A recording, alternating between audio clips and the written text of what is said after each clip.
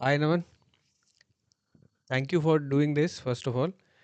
अच्छा, आप थोड़ा सा आप अपने बारे में आप बताओ हमको, जो भी वीडियो देखेंगे उनको भी थोड़ा आइडिया दो कि what areas you practice in, आप क्या करते हैं overall, what is your experience and what do you do. So thank you Jeevesh भैया फॉर इनवाइटिंग मी। सो मैं थोड़ा सा अपना जो इंट्रोडक्शन दे दूँ उसके बारे में बता देता हूँ कि I am a professional chartered accountant. I have qualified in 2017 and then from 2019 I have been into practice and I am doing practice in Jaipur itself. So I am working with a firm named Jain Shiman and Company जहाँ पे मैं direct tax का partner हूँ। उसमें हम लोग direct tax, litigation, international tax, ये सब हम देखते हैं। That are our core areas. So we consult non residents, foreign companies, ये सब हमारे कोर एरियाज हैं।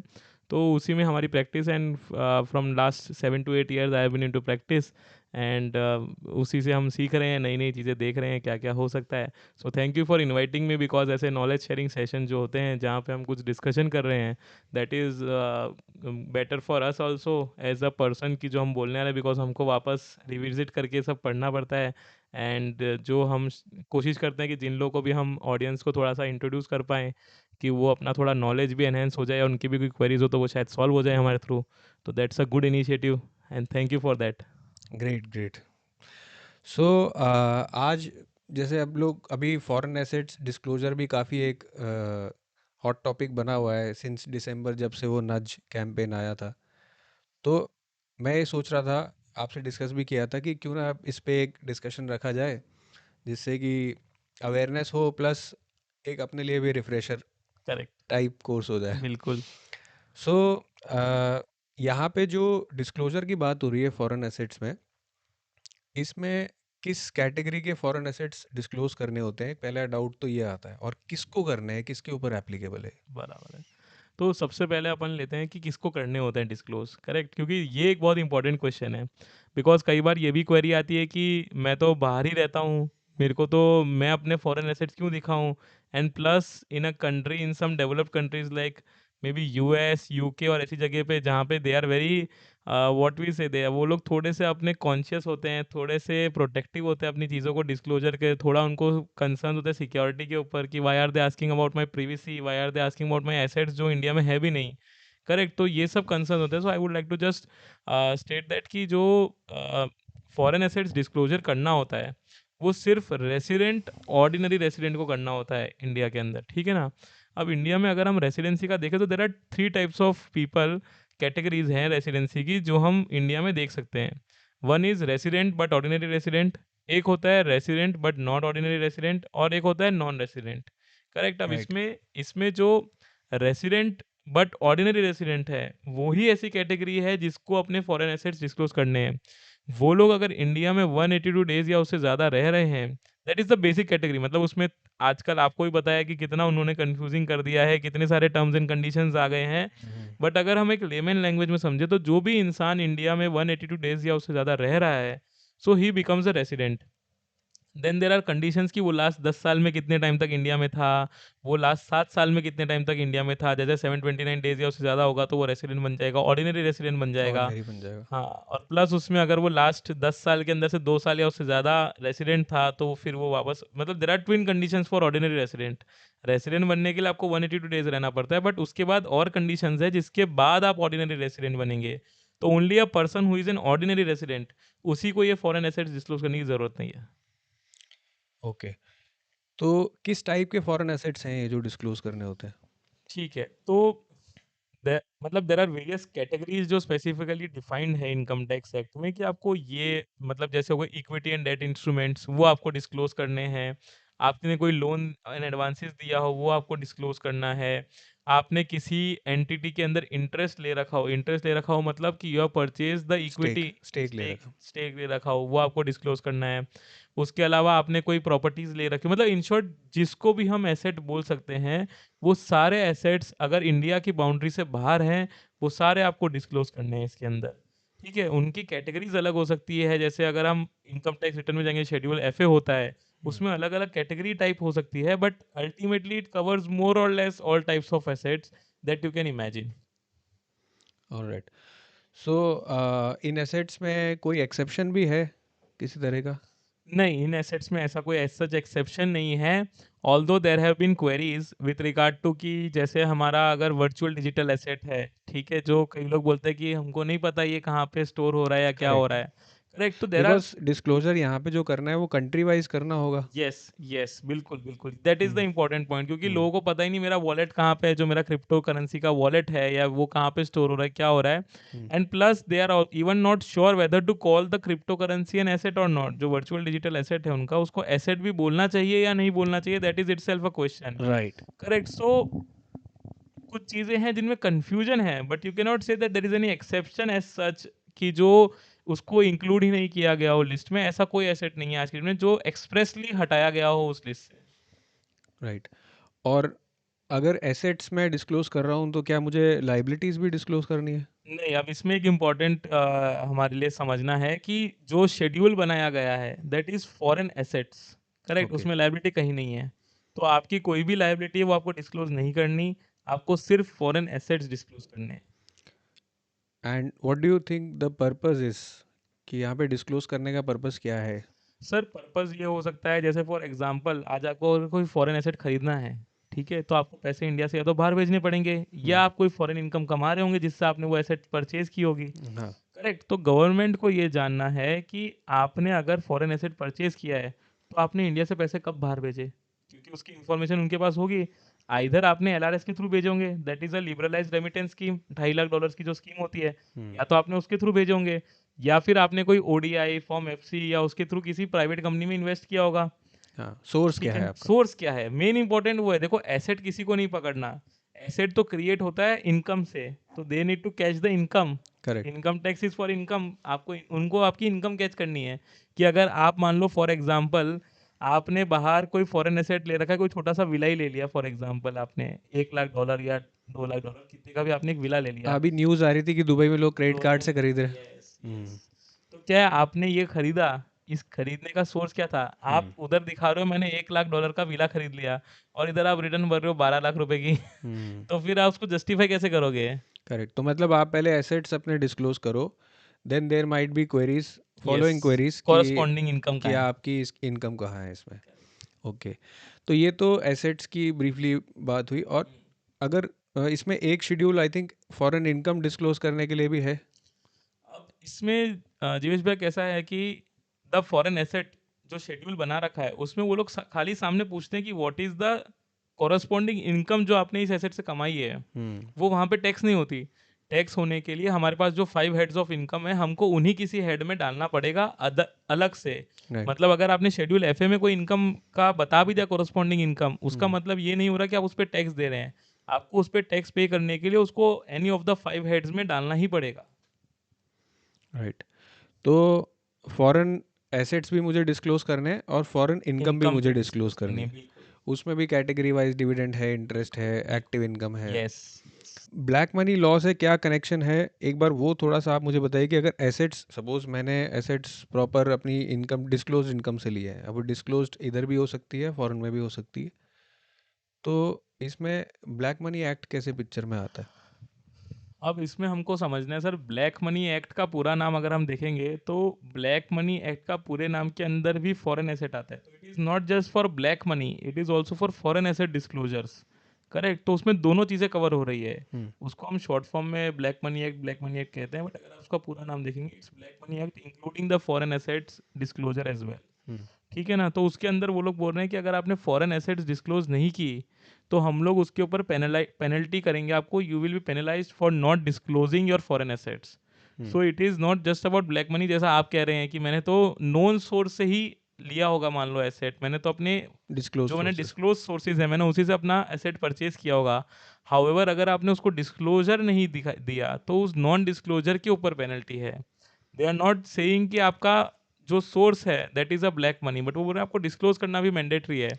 It may hmm. Seam weird कि मैंने खाली डिस्क्लोज नहीं किया उसके लिए क्योंकि उसकी पेनल्टी हाँ। बहुत हाई है। हाँ, क्योंकि मैंने सिर्फ असेट शो नहीं किया रिटर्न करेक्ट में, तो उससे वो पेनल्टी अट्रैक्ट हो जाते हैं। Correct correct. And how much is the penalty? So the penalty is around 10 lakh rupees per year. Per year? Per year. तो मतलब पार्शियल नॉन डिस्क्लोजर हो या कंप्लीट नॉन डिस्क्लोजर हो, अगर किसी एक ईयर में भी आपको, अगर मान लीजिए डिपार्टमेंट को पता चल जाता है कि कोई ऐसा असेट है जो आपने यस। डिस्क्लोज नहीं किया, it attracts 10 lakh penalty. Yes 10 lakh penalty. और उसमें हमको ऑल्दो थोड़े बहुत एग्जेम्पशंस हैं कि रिलैक्सेशन। हाँ रिलैक्सेशंस हैं कि जिन लोगों का एसेट का वैल्यू 20 लाख से कम हो, अभी अक्टूबर 2024 में अमेंडमेंट आया था कि जिन लोगों का भी जो फॉरेन एसेट का वैल्यू है वो 20 लाख से अगर कम है तो उनको ये 10 लाख का पेनल्टी नहीं लगेगा। However we have seen certain cases जहाँ पे वो तो चलो वैल्यू तो कम होगा, बट हाउएवर एसएससी ने प्रूव कर दिया that it is from my disclose sources, it was available in my balance sheet or somewhere or something, but also there have been both type of judgments जहाँ पे एक Mumbai tribunal का judgement था जहाँ पे उसको पेनल्टी लगाई गई थी हर साल की, it was a 3 year non disclosure और 3 साल की 30 लाख की पेनल्टी लगी थी उनको। तो मतलब असेट की वैल्यू जो है उससे कोई फर्क नहीं पड़ता आपकी। अपवर्ड में कुछ भी हो, मतलब अबाउट 20 लाख कुछ भी हो, हम्म। आपको 10 लाख की पेनल्टी लग जाएगी, फिर आपको वो 100 करोड़ का एसेट हो या 10 करोड़ का एसेट हो। तो huge huge huge is implication है, huge. Implication is huge. Yes, and it's a black money act की पेनल्टी। हम्म। ठीक है ना, तो इसके अलावा इनकम टैक्स में हो सकता है अलग पेनल्टी आ जाए, राइट। तो ये तो ब्लैक मनी एक्ट की पेनल्टी है। और इनकम टैक्स में ओके, इनकम टैक्स में भी नॉन डिस्क्लोजर की पेनल्टी अलग से है। नॉन डिस्क्लोजर की एज सच नहीं है, but they can what we say they can cover it put a somewhere else, question, they हाँ। Can put a question that it's an undisclosed investment, क्योंकि आपने हमको सोर्स नहीं बताया। हम्म। और अब तो क्योंकि नया इनकम टैक्स एक्ट पुराना इनकम टैक्स है, तो मैं भी सेक्शन नंबर में अभी जो आपको बताऊंगा वो सारे पुराने के ही होंगे, hmm. But the provisions are the same. So वो लोग उसको अनडिस्क्लोज इन्वेस्टमेंट में लेके जा सकते हैं कि आप हमको सोर्स प्रूव करो इस इन्वेस्टमेंट का, we are right. Not satisfied with the source in which you have invested, तो वो एक इशू हो सकता है। और अब सपोज कि अगर कोई एसेट पता चलता है जो आपने डिस्क्लोज नहीं किया, या आपने डिस्क्लोज किया बट उसके बारे में जब इंक्वायरी हुई तो पता चला कि ये ऐसी अनरिपोर्टेड इनकम से अक्वायर किया गया था। अब इनकम टैक्स में उस इनकम के ऊपर टैक्स के क्या कॉन्सिक्वेंसेस है? सर देखिए, इसमें दो चीज़ें हो सकती है। हम्म। एक तो आप एक्सप्लेन कर पाओ ईओ को, ऑफिसर को, कि ये तो डिस्क्लोज्ड थी था, मतलब इट वाज नॉट समथिंग कि मैंने कोई गलत तरीके से कमाया हुआ पैसा था या कुछ था। तो अगर वो केस है, ठीक है ना, जब तो आपको 30% टैक्स या जो भी आपका स्लैब रेट होगा वो लग जाएगा। However in majority of the cases we will see that कि इसको लेके जाया जाएगा अनएक्सप्लेन्ड कैश क्रेडिट में। हम्म। ठीक है ना, कि आपके पास कोई इनकम आई थी, आपके बुक्स में कोई इनकम क्रिएट हुई है, but you are not able to explain the source. Hmm. So उस केस में पुराने एक्ट में 1961 में लगता था 60% टैक्स, अब जो नया एक्ट आ गया उसमें लगेगा 30% tax. Okay. Correct, it's a flat tax, उसमें कोई स्लैब रेट नहीं है, 60% and 30% are the flat tax rate. Hmm.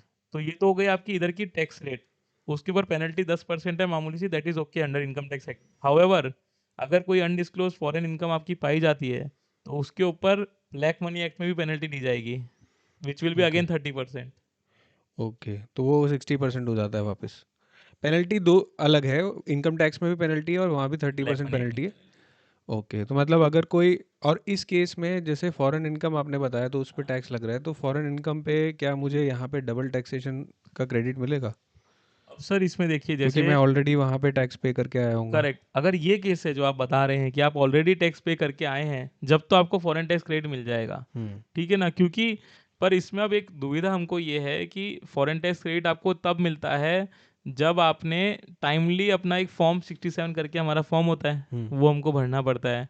All दो there have been an number of judgement जहाँ पे कहा गया है कि the timeline for filing of form 67 is nowhere restricted. ठीक है ना, रूल्स में हालांकि कहते हैं, रूल 128 है हम्म। जिसमें कहते हैं कि आपको ये फॉर्म असेसमेंट ईयर एंड से पहले भरना है। ठीक है ना, हाउएवर कहीं पे भी उस रूल में ये नहीं कहा गया कि अगर आप नहीं भरते तो क्या होगा। Correct, so although there may be controversies, however as per my understanding and considering the current judgments मिल जाएगा बेनिफिट। मिल जाएगा। ओके। ये जो फॉरेन एसेट्स डिस्क्लोज करने हैं, इसमें मतलब कोई टेबुलर फॉर्मेट दे रखा है, किस फॉर्मेट में क्या क्या डिटेल्स चाहिए आपको उन एसेट्स के बारे में?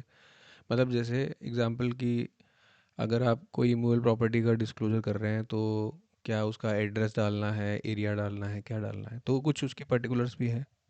बिल्कुल जीवेश भैया, एक स्पेसिफिक शेड्यूल दे रखा है इनकम टैक्स रिटर्न में, which is schedule F A, और उसके अंदर पूरा डिफाइंड एक टेबुलर फॉर्मेट जो आप कह रहे हैं वैसा एग्जैक्ट एक टेबुलर फॉर्मेट डिफाइंड है इनकम टैक्स रिटर्न में, जहाँ पे आपको हर टाइप ऑफ एसेट्स के लिए अलग अलग डिस्क्लोजर बता रखे हैं, बट कुछ कॉमन जो डिस्क्लोजर जो हर टाइप के एसेट में लगते हैं वो मैं आपको बता देता हूँ, and then we can maybe जिसको भी जो स्पेसिफिक करना होगा they can look have a look at the income tax return. Right. तो कुछ कुछ जो इन्फॉर्मेशन अपन सबसे कॉमन एग्जांपल लेते हैं which is of shares and securities. बहुत लोग इंडिया से फॉरेन कंपनी के शेयर्स में इन्वेस्ट करते हैं। ऑनलाइन आपका कुछ भी आप बहुत सारे प्लेटफॉर्म्स है जहाँ पे आप जाइए, ऑनलाइन आपको डीमेट खोल देंगे and you can invest in the foreign company के शेयर्स।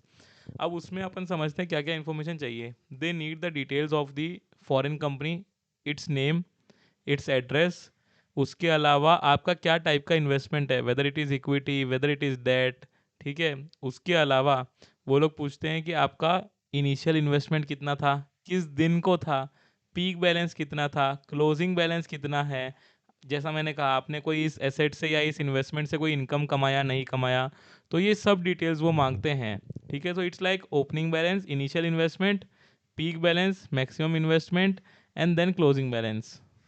ओके, तो ये पीक बैलेंस क्या है? जैसे सपोज बैंक स्टेटमेंट है, बैंक, अगर आप बैंक का बैलेंस रिपोर्ट कर रहे हैं तो उसमें तो आपको पता चल जाएगा कि किस डे पे हाईएस्ट करेक्ट, बैलेंस कितना था पूरे करेक्ट, साल में, वो आपको डिस्क्लोज करना है। करेक्ट। बाकी एसेट्स के केस में? सर अब पीक बैलेंस क्या है, there are different what we say understanding of different people about the peak balance, ठीक है ना।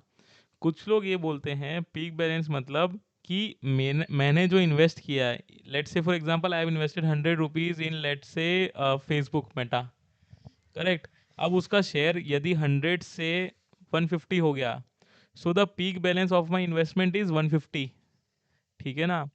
However on the other and जो मेरी अंडरस्टैंडिंग है, पर्सनल अंडरस्टैंडिंग, और मैंने काफ़ी लोगों से डिस्कस किया है, उनकी भी यही है that in case of foreign assets और schedule L, you have to mention your investment, आपने कितना उस एसेट में इन्वेस्ट किया है।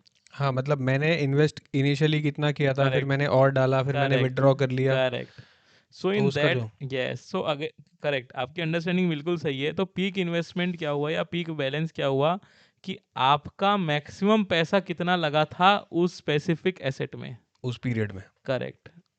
So it's okay. Again it's a disclosure of foreign asset, correct. तो हमको ये भी समझना है कि जो आपने पूछा ना कि कौन सा टेबुलर फॉर्मेट है क्या है, तो that is a schedule F A और इनकम टैक्स एक्ट, मतलब ये एकमात्र शेड्यूल होगा जो पूरा आपका रिटर्न चलता है फाइनेंशियल ईयर वाइज, ठीक है ना। इट एंड्स ऑन मार्च 2024 और 25 और 26 वॉट एवर। हम्म। ये खाली एक लौता ऐसा शेड्यूल है जो दिसंबर पे खत्म हो जाता है।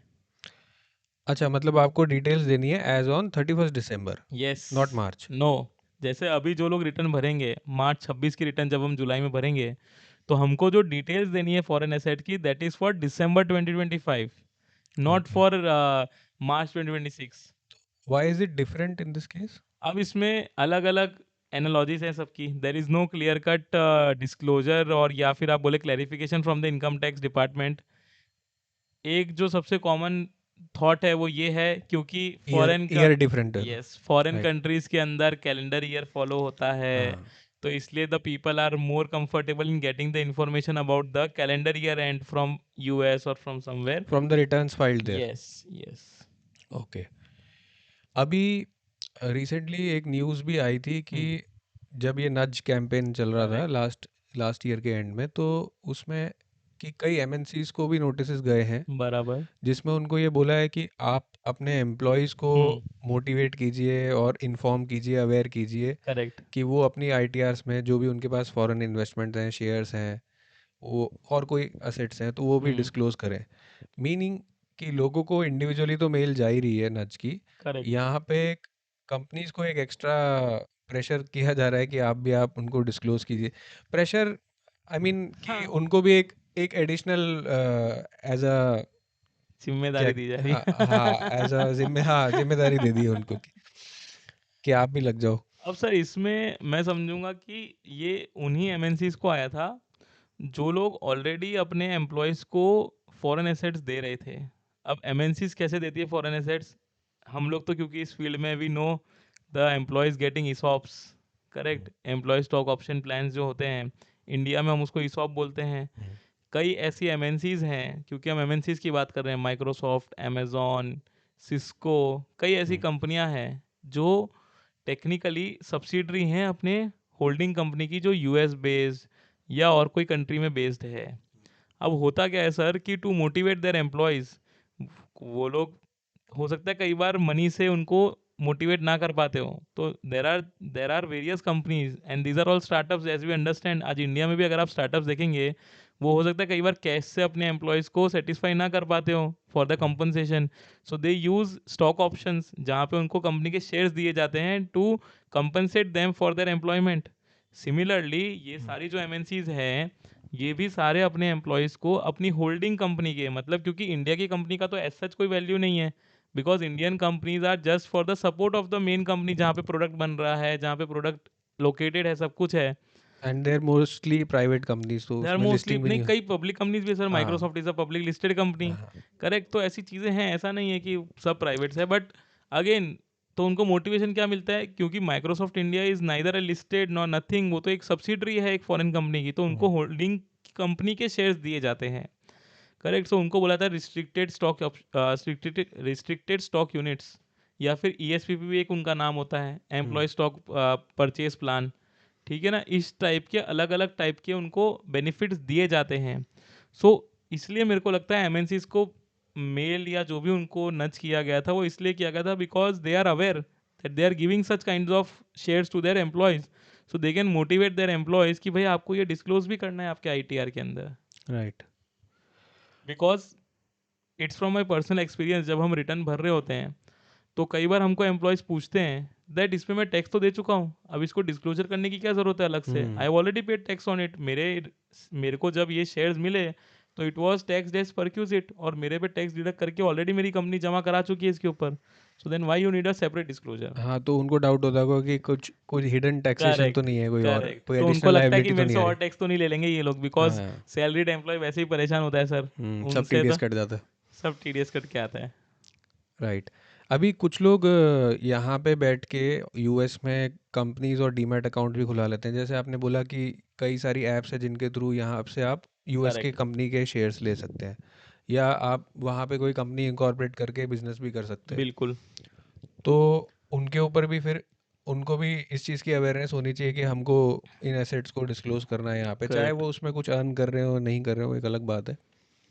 सो इसमें दो एस्पेक्ट है सर। पहले हम्म, तो हम समझते हैं कि जो आपने कहा डीमेट वाला, तो चलो I believe it's not a very big thing, क्योंकि वो इतना बड़ा एस्पेक्ट शायद नहीं होगा, क्योंकि उसमें इन्वेस्ट भी ज़्यादा नहीं कर रहे होंगे, थोड़ा बहुत करेंगे, अगर ज़्यादा करोगे तो they might be having some financial planning, I am assuming. But जो एक सेकेंड चीज़ जो आप बता रहे हैं, which is with regard to opening a foreign company, उसमें मेरे को एक बहुत बड़ा इशू लगता है।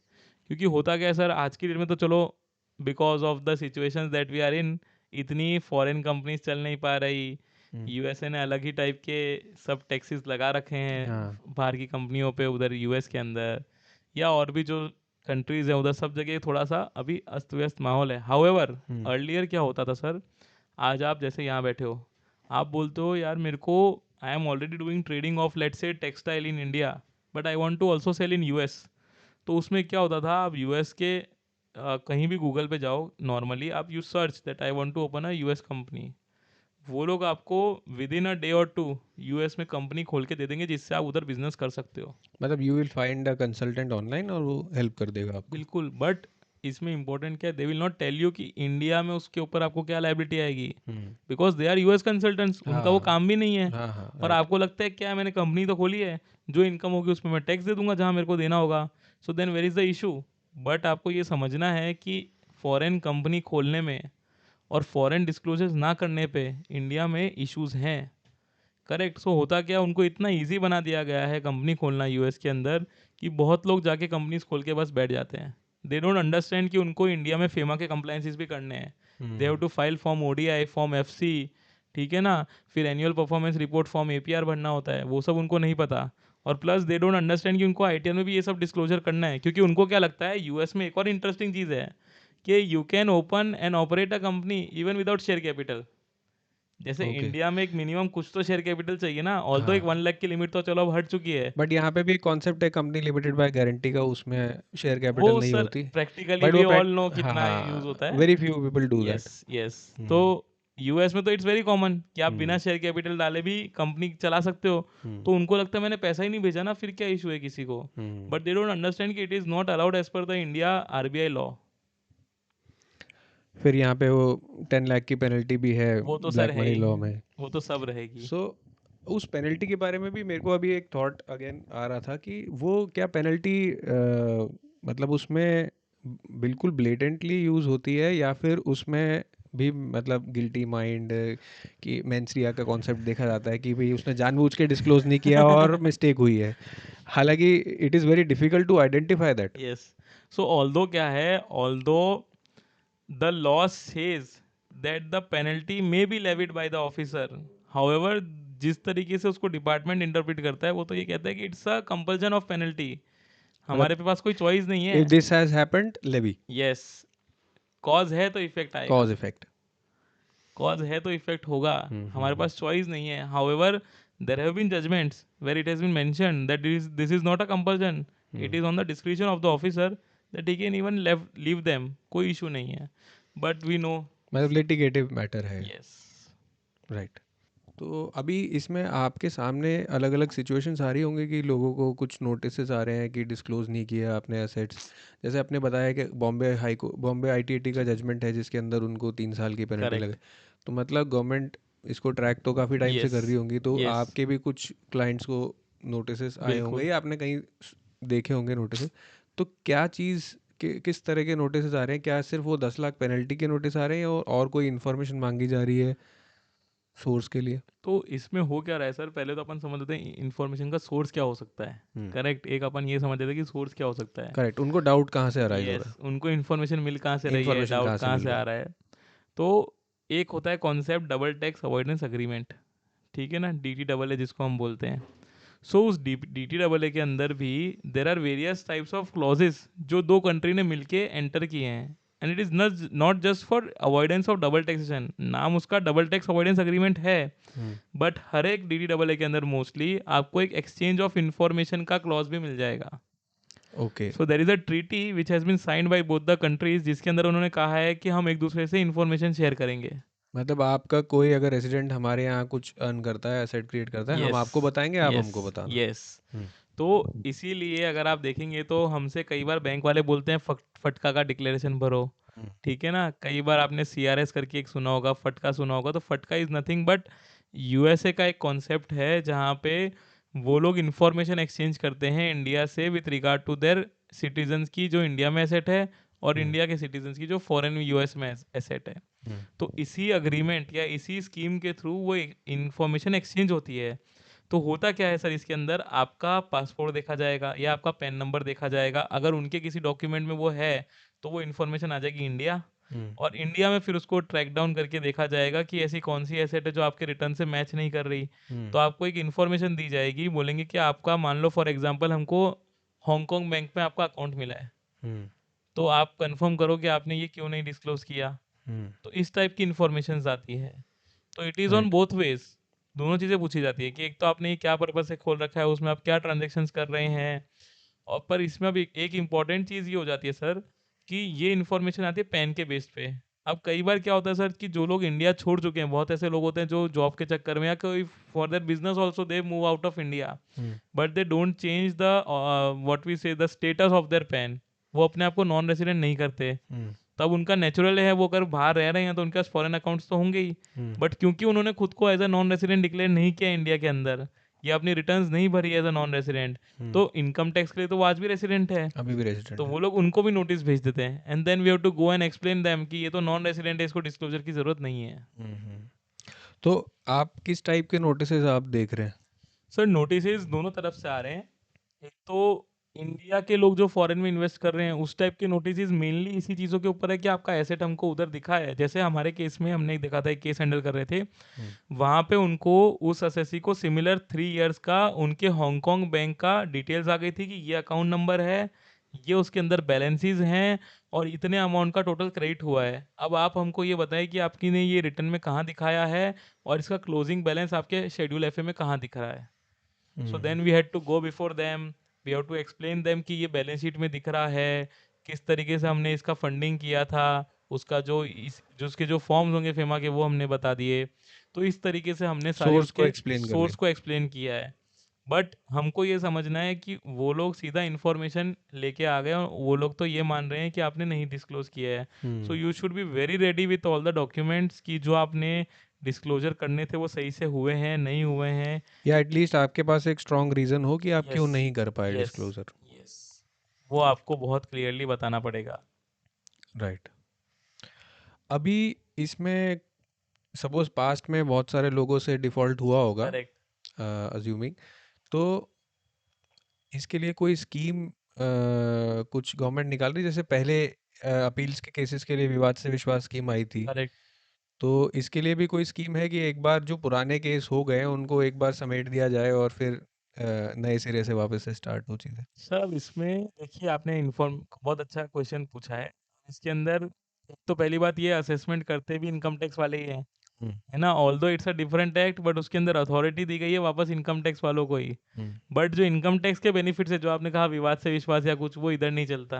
हम्म। ठीक है ना। तो ब्लैक मनी एक्ट के अंदर अभी इसी फाइनेंस बिल जो पेश हुआ था, जो अब फाइनेंस एक्ट बन चुका है 2026, उसमें एक स्कीम अनाउंस की गई थी जो थी फास्ट नाम से scheme, FAST, foreign assets for small tax payer disclosure scheme करके एक स्कीम आई है। ओके। ठीक है, उसमें उन्होंने ये कहा है कि अगर आप चाहते हैं फॉरेन एसेट्स आप डिस्क्लोज करना भूल गए हैं, हम्म। तो आप इस स्कीम के थ्रू जो आप कह रहे हैं कि एक पुराने केसेस झमेले सब हटाने के लिए फॉरेन एसेट को डिस्क्लोजर बराबर करने के लिए हम्म। आपको एक स्कीम दी गई है, जिसके अंदर काफ़ी सारे टर्म्स एंड कंडीशंस है। ऑल्दो फाइनेंस एक्ट आ चुका है, हाउएवर ये स्कीम अभी तक नोटिफाई नहीं हुई है। ओके। बट उसके जो कुछ ड्राफ्ट प्रोविजंस थे, कुछ थोड़े बहुत छोटे मोटे बेनिफिट्स थे, वो मैं आपको ब्रीफली बताता हूँ क्योंकि ऑल्दो अभी तक स्कीम फाइनल नहीं है।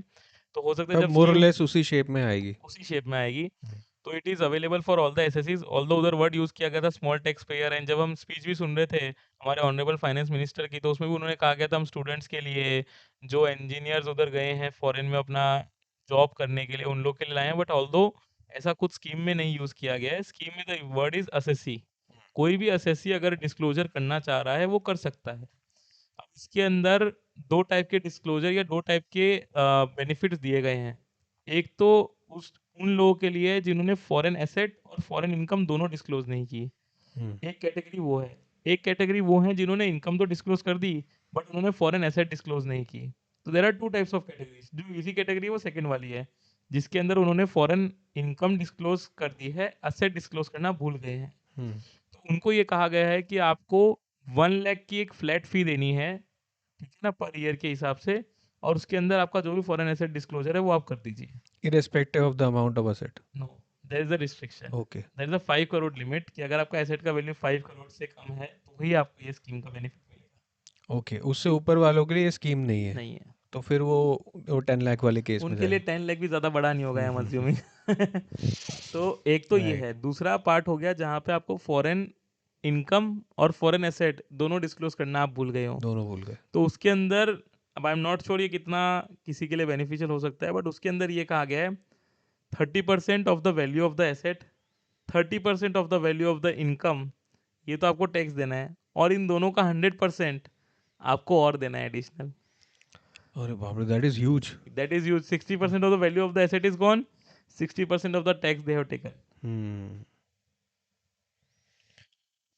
तो इसमें फिर उनको सेविंग क्या हुई? इसमें सर सेविंग तब हो रही है जब आप एक स्मॉल असेट होल्ड करते हो, हम्म। ठीक है ना, क्योंकि ये परसेंटेज टर्म्स पे है। तो जहाँ पे पहले आपको स्टैंडर्ड 10 लाख लग रहा था, प्लस क्योंकि फॉरेन इनकम भी डिस्क्लोजिंग की, तो 30% पेनल्टी तो तब भी देनी थी आपको हाँ इनकम के राइट, ऊपर। तो उस केस में ऐसा भी हो सकता था कि पेनल्टी उसकी दस एसेट से लाख भी बहुत ऊपर चला जाए। हाँ, दस hmm. Lakh could be a very big amount. हो हम्म। सकता है कभी एसेट की वैल्यू से तो ऊपर ना जाए, बिकॉज 20 लाख तक की एसेट तो वैसे भी सर टैक्स फ्री है। हम्म। तो हो सकता है एसेट की वैल्यू से कभी ऊपर ना जाए, but hmm. Although in case of let's say 40-50 lakhs worth of asset, तो उसमें हम्म। 30% इज स्टिल हो सकता है कम होती हो या जो भी, मतलब हम्म। लॉजिक ये है कि आप दोनों में से इवेल्युएट करें अपने आप को कि आपको ये क्या बेनिफिशियल हो सकता है, और उसके बेस पे आप देखिए कि आपको किस में, जैसे लाइट से फॉर एग्जांपल आपका 30 लैक्स का एसेट है, तो 30 लैक्स के एसेट के अंदर 30 + 3 30 लैक्स के ऊपर 30% इज 9 लैक्स। 9 लाख। तो उस तरीके से आपको अगर पर इसके अंदर आप वही एक केवियट है कि इस 30 लैक्स का जो 9 लाख आपका आया उसके ऊपर अगेन आपको 100% और देना है। सो हम्म। दैन बिकम्स ज़्यादा, मतलब 9 लाख 18 लाख हो गया। 18 हो गया। तो फिर जो पहले 10 लाख आ रहा था वो बेनिफिशियल होता था। So then we have to see कि सो किसके लिए। Do they have a choice कि हमको अगर इसमें ज़्यादा अमाउंट पे करना पड़ रहा है तो हम वो वाला ऑप्शन चूज कर ले? नहीं तो देखिए, फास्ट स्कीम तो either you go self in the disclosure scheme के और लिए, नॉट, हाँ ऐसे वाला बस केस है। करेक्ट। आप डिस्क्लोज मत करो ना, अगर आपको लग रहा है जिस दिन आएगा उस दिन देखेंगे, बट फिर उस दिन इंटरेस्ट भी लगेगा, उस दिन हाँ, सब चीज़ें लगेगी, वो भी हमको ध्यान रखना है। आज की डेट में इसके ऊपर इंटरेस्ट कुछ नहीं लग रहा। अगर कोई आपका राइट। बहुत पुराना एसेट है तो उस पर इंटरेस्ट, पेनल्टीज, और काफ़ी अगर चीज़ें। आपने स्कीम का बेनिफिट नहीं लिया और स्कीम की टाइम लिमिट एक्सपायर हो गई तो there that might be a severe yes case. Yes. तो राइट। आज की डेट में तो अभी तक, क्योंकि स्कीम मैं बोल रहा हूँ अभी तक नोटिफाई नहीं हुई, तो जिस दिन आएगी उस दिन हमको शायद टाइमलाइंस तब और क्या डिटेल्स में क्या पता चीज़ पता चलेगा। चलेगी। राइट। तो यार तो काफ़ी काफ़ी इंटरेस्टिंग और हैवी टॉपिक है, और even heavy in terms of penalties also. हाँ तो thank you Naman, very very much कि आपने टाइम निकाला और इस इंटरेस्टिंग टॉपिक को, इस इम्पोर्टेंट टॉपिक को आपने लाइट शेड करी इसके ऊपर। करेक्ट। तो आई होप हम फ्यूचर में और इस पे डिस्कशन करेंगे, अगर मान लीजिए कोई इसमें नए लेयर्स निकल के आते हैं तो will sit again, will have a chat. Sure sure, and I think आज की डेट में ज़्यादा प्रेवलेंट इसलिए क्योंकि हर इंडिया का पर्सन चाहता है अपना पोर्टफोलियो एक्सपैंड करना, डाइवर्सिफाई करना। और सो अपॉर्चुनिटी मिलेगी तो करेगा। Correct, and they are looking for new opportunities. जैसा हाँ आपने कहा, क्रेडिट कार्ड से लोग प्रॉपर्टीज खरीद रहे हैं आउट ऑफ इंडिया हाँ में। हाँ। ऑल्दो देर आर क्वेश्चंस कि whether they can purchase through credit card और not, because the law says, FEMA law कहता है कि आप लायबिलिटी क्रिएट नहीं कर सकते फॉरेन एक्सचेंज के अंदर। हम्म। ठीक है ना, तो RBI doesn't allow creating a liability, and credit card is a liability.